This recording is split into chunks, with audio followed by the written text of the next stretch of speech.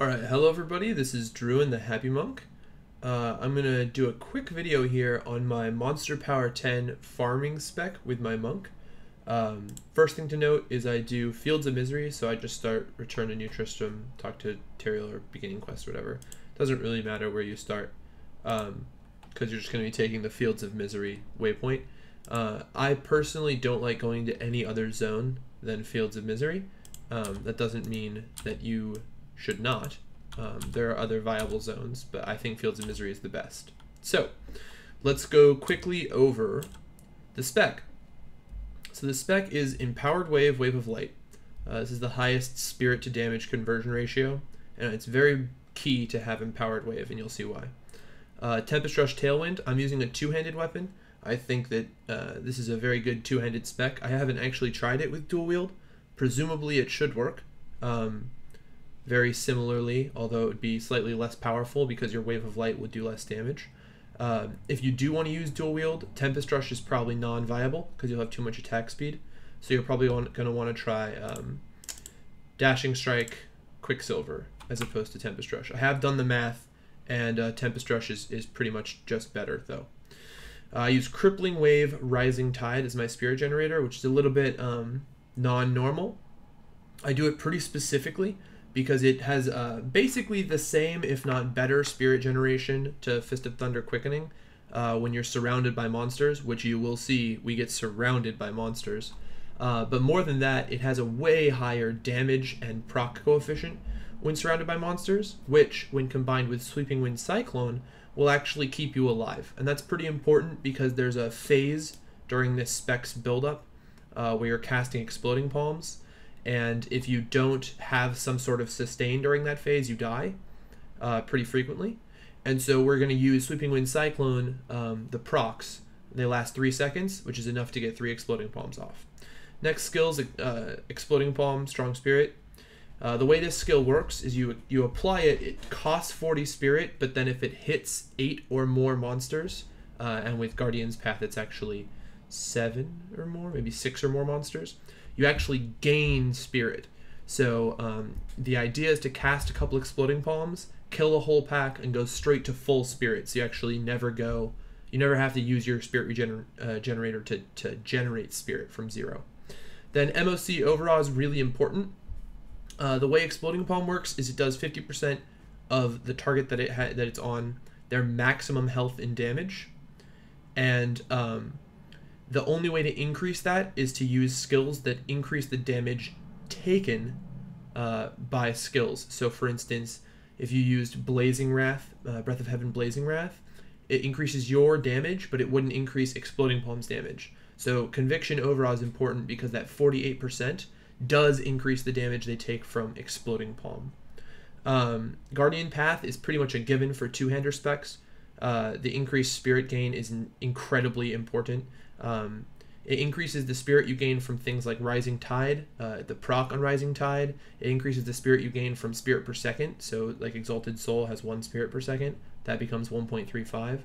It also increases the spirit you gain from Strong Spirit. So instead of gaining 5 per monster hit, you gain, I don't know, probably 6.75 or something like that. Yeah, 6.75. That sounds right. I think 6.75. So you gain a bunch of extra spirit, basically, with this skill. It's really good. Seize the Initiative. Pretty important. You can do without it. Depends on your EHP. This, for me, gets me right to the point where I stop dying, basically, completely. Exalted Soul, definitely an important feature here. If you're a 1 with everything monk, you're going to want to drop Seize for 1 with everything, and you're going to need to get a little bit more EHP and play a little bit more defensively. This spec does not require the amount of DPS I have, so that's totally functional. Exalted Soul is really important because the entire combo takes 210 spirit, and so the combo is Exploding Palm, Exploding Palm, Exploding Palm, Overall, Wave of Light, and that takes 210 spirit total. If you don't have 210 spirit, you can't do the full combo, and you'll have to use Crippling Wave in between. This would be another place where you can actually substitute out for 1 with everything if you're a 1 with everything monk. I would recommend trying to substitute out Seize first, though. Those are the skills. For my gear, I'm running Stone of Jordan. This is really important if you want to kill elites, and it's very helpful for keeping Tempest Rush up. Same thing with Inna's Radiance. So having Spirit Regeneration on your Inna's Helm, very helpful for Tempest Rushing places, and generally Spirit per Second is helpful for this build. Everything else is standard cookie cutter monk. So I'm on Dex Fit Inna's Pants, Dex Fit Natalia's, Dex Fit All Resist, or Dex All Resist Crit, Natalia's, Witching Hour. Everything I have is pretty standard. Aside from that, I also use currently the best two-handed Doomhammer in the world, so that's pretty helpful for me. The 0.9 attacks per second makes Tempest Rushing easier with all my attack speed gear. I would recommend, if you're going to try this with a Scorn, you probably want a little bit less attack speed than I have. So I'm currently running attack speed on gloves, belt, chest, pants, ring, and an amulet. You might want to drop 1 or 2 of those to try and stay around this 1.35 level. It's not necessary. You could probably go higher, but it will drain Tempest Rush pretty quickly. Okay, so that's pretty much where my gear's at. You can see I'm doing it with 540 all resist, 628 fizz resist, and 52,000 life. That's actually more than you need. I actually just got this 80 all resist in Natalia's, and I was doing it fine before I got this. It's a little bit sketchy, as you'll see. I do use the Templar Companion. So the Templar Companion has this skill, which is exactly like Guardian Path, but worse, and it stacks with Guardian Path. So Guardian Path gives 35%, this gives 12%, together you have 47%. I de-equipped him of all of his gear because I want him to die. So he still gives you Inspire while dead, and if he's dead, he's not making mobs not clump on you. All right, so let's go through how this works. So we're gonna go to Field of Misery, activate Sweeping Winds, and we're gonna avoid getting charged, and we're gonna hit some guys. So I'm just using Crippling Wave right now, and you can see my sustain's perfectly fine as long as I'm casting Crippling Wave. And you can also see I'm actually killing stuff. I do pretty good damage here. So now, what do you want to do to kill mobs? Well, first, the idea is to group up some mobs. So let's get a couple packs together here. This will be a fun first pull. You do want to try and avoid these hits. I'll show you about that stuff later though. So that's a lot of big guys. So you're going to cast a couple of Crippling Waves. We're going to cast Exploding Palm 3 times. So you want to get 3 Exploding Palms off, cast Overawe, and then Bell. So that was actually so many mobs that it lagged the game. That was a pretty good pull. I'm not sure if everyone experiences that. My computer's actually pretty good, so let's see if we can get a few less mobs on the next pull. Hold on. So we're going to Tempest Rush around. You can see that as long as you have targets to refresh Sweeping Winds, you shouldn't need 4 pieces of Innas to keep it up. All right, so we'll have this group. So we'll just do one group this time. So what you want to do is Crippling Wave a couple times, get some Cyclones procced, and then go Exploding Palm, Exploding Palm, Exploding Palm, Overawe, Bell. Okay? And as you can see, I end at full spirit and everything is dead. And that will kill basically any sized group. So there's no size of group in which 3 Palm Overawe Bell doesn't just kill them all. If you have lower DPS than me, what you will find is that I'm gonna kill this goblin really quick. So this is how you kill a goblin. It's actually quite a bit harder to kill a goblin with this spec because you don't have quickening, so it's hard to regenerate spirit when you're just trying to kill the goblin. All right, got him. Whew. Give me your demonic essence. All right. But if there's enough targets, Rising Tide should be perfectly fine for spirit generation. So let's try again. So we're gonna group up these mobs, and then you can get a much larger group than this. Tempest Rush is pretty great for grouping mobs. You're gonna cast Rising Tide a couple times, EP, Overawe, Bell, and you see everything dies. Check your loot. I even missed one of my EPs on a cow. But what you can see, the important thing is that at the end of the combo, you should end at 100% spirit. So that allows you to Tempest Rush to the next pack, and then you only have to do a couple Crippling Waves to get the, and then again. Oh, so that's what happens if you don't get crits on the guys who you have EP on. And that will be a thing, and it just kind of sucks when it happens. Not a lot to it. So this is pretty much how the entire spec goes. You just Tempest Rush around, group up a lot of these guys. I have a lot of fun trying to keep my kill streaks alive. As you can see, I can actually tank the fat guys. I don't recommend trying to tank those fat guys if you're not highly geared. So what you're gonna have to do there, and it can be very tough. So let's go through this. When you aggro the savage beasts, that's what they're called, they will usually do that thing where they stand in place. Then they'll do that, and when they're charging up like that, they take about half a second to target you. And so during that time, I did not mean to click on that. If you move, they'll follow you.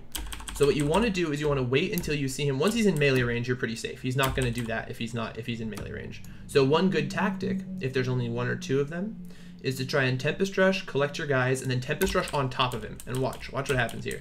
He won't actually do his charge, even though he hasn't done a single one, so he is in charge ability time or whatever. He won't actually cast it. So that's a really good way to avoid it, is to just Tempest Rush on top of them. You can also interrupt them with Tempest Rush, because Tempest Rush knocks back. So you see I interrupted him. Now it's on, quote unquote, on internal cooldown for him. So he won't be able to cast it for quite a while. It's actually got a very long internal cooldown. They can't do it over and over again. So if you can stop them from doing it, then generally speaking, you're safe. So I'm just going to Tempest Rush into him, and now you should be fine. He shouldn't be able to cast it again. And you can just do this, kill everything, be on your merry way. The reason that I like Fields of Misery is because it does have the highest monster density of all the zones in the game right now, I believe. I've tested quite a bit, and I haven't been able to beat my Fields of Misery time, or Fields of Misery mobs per hour. So as you can see, it works really well. I actually have gotten into the habit of casting a second bell after the first one, because there are times when the first bell won't correctly kill all the things that have EP on them, and if you can get the second bell off quickly enough, it'll actually kill the EP'd mobs before they get knocked back from the first bell. Game was terminated, disconnected from server.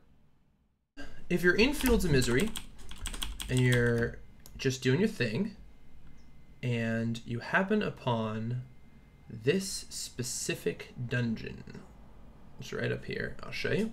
All right, so this specific dungeon, it's always this tile. It's got this water, these sort of like artifact things, and yeah, so when you find this dungeon's the best zone in the game. It's better than Fields of Misery, and it's slightly different when it comes to the pattern that you should use. So Decaying Crypt level 1. The level 2 is garbage, so don't ever go down. Go in, and you'll fight these guys. And there's a couple of tricks here. So the first thing is these spewing horrors are what make this dungeon so belligerent. The spewing horrors are these chicks, and they puke out 3 decayers. And decayers did have their drop chance and XP per hour nerfed, and they're still overpowered because of how many there are. So what you want to do in this dungeon is you want to aggro these spewing horrors as soon as possible, and then it's sort of advantageous. It's somewhat like Crypt of the Ancients. It's sort of advantageous to actually just let them live. So you'll see me do things like run through all of them and then attack. That gives them all a chance. So like 9 additional mobs just got spawned right there because I took a little bit of extra time. Or actually more than that, because there's a spewer down there as well. So yeah, as you can see, lots of guys are spawning, and like I can just keep killing them right here. I have multiple spewers aggroed, and it's actually advantageous for me to just stand here. So very, very much like Crypt of the Ancients. So now there's some other things about this zone, which is the mobs that the spewers spawn have such low HP that you actually don't need to use Overawe against them. So what you'll see me do is just go 1 or 2 EPs and then blow them up. And what that does is, because you're actually going to have smaller groups in this dungeon, it's hard to get a group collected that's similar to the size of the Fields of Misery groups. Fields of Misery groups can get up to 50 or 60 mobs strong, which means that it doesn't really matter how much spirit you spend in your combo, as long as it goes off. Because if it goes off, you're going to be hitting, 50, maybe 60 mobs with EP, and strong spirit will 100% fill your spirit at that point. Against these packs, because they're actually slightly smaller, what you want to do is not spend as much spirit to kill them, which is convenient because they actually have less health, so you don't need to. You can see this zone is just absolutely ridiculous. Like, it's just ridiculous. So every time this spawns, I get really happy. And this is actually a thing I think they should add a little bit more of into the game. Alright, cool, legendary. Lagoonies? Lagoonies! Nice. That could be really good. So that's one of the tricks of this dungeon, is let those chicks spawn, and then another one is don't use, you're probably going to use conviction very sparingly. Now there are some reasons to use conviction. So if you fight an elite, obviously you want to use conviction because you want to do the most damage possible. But there's another reason, and I'll see if I can find one for us real quick. Because there's another type of mob in here that's quite a bit less common than the spewers and the chicks. Like 214 massacre, and I'm not even paying any attention. This zone is ridiculous. Okay, these guys, so they're red. They have significantly higher HP pools. So if you see them, it's usually a good idea to overawe. Because their HP pool is so much higher that if you don't overawe, they'll generally be left over. And that's kind of a waste because they also have the highest drop chance. So generally if you see those guys, you want to actually use overawe. You can see here that without overawe, I'm having a pretty simple time just destroying all these guys.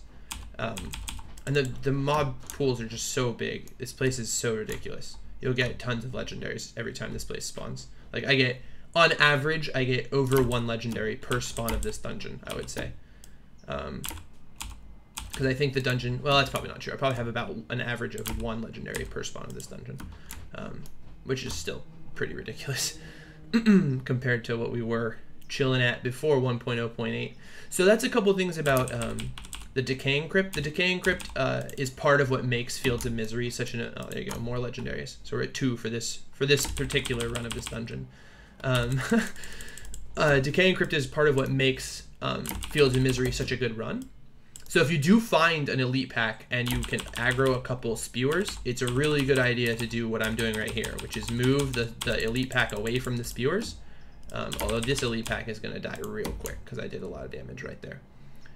And then the spewers, it's just like Crypt of the Ancients. So the spewers will just keep spawning mobs into your elite pack, and then you can continuously EP them for extra damage against the elite. I'm actually to the point with my DPS on this monk that that's not a huge issue. Generally speaking, I do so much damage that I can kill elites in MP10 by just casting bells on them over and over again. When you find the way down, just pour it out. The level 2 is really small, has an encounter, and it's pretty much not useful. So there you go. That's a little bit about Decaying Crypt. If I think of anything else, I'll try and add it to the post that will accompany this this video. But as always, guys, just feel free, ask me questions, stuff like that. Love to hear from you guys, so you can add me in game. Come find me on the Monk forums. I'm pretty active presence there.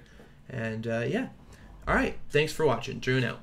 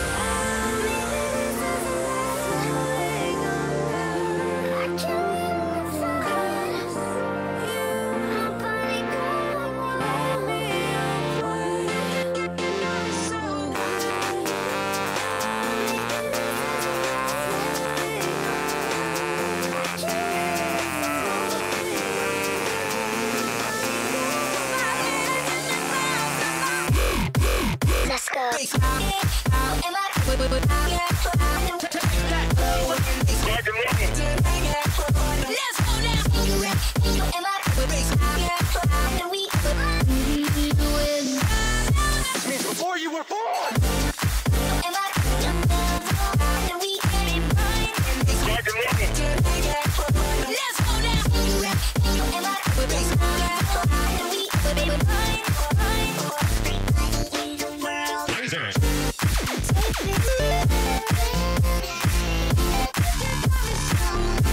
Come now.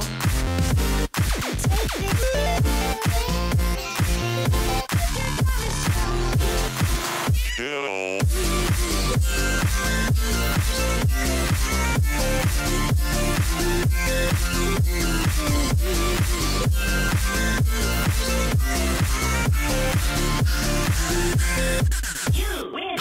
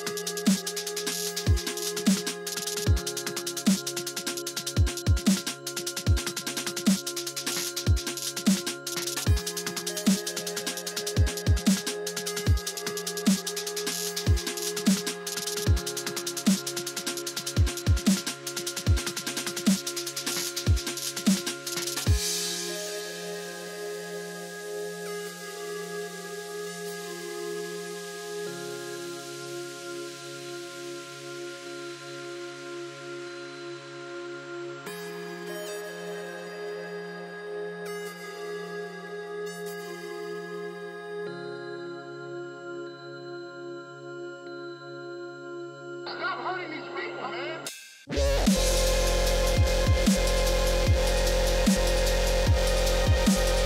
Stop hurting these people.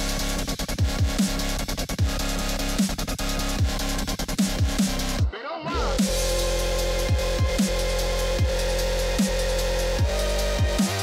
This is not a war zone.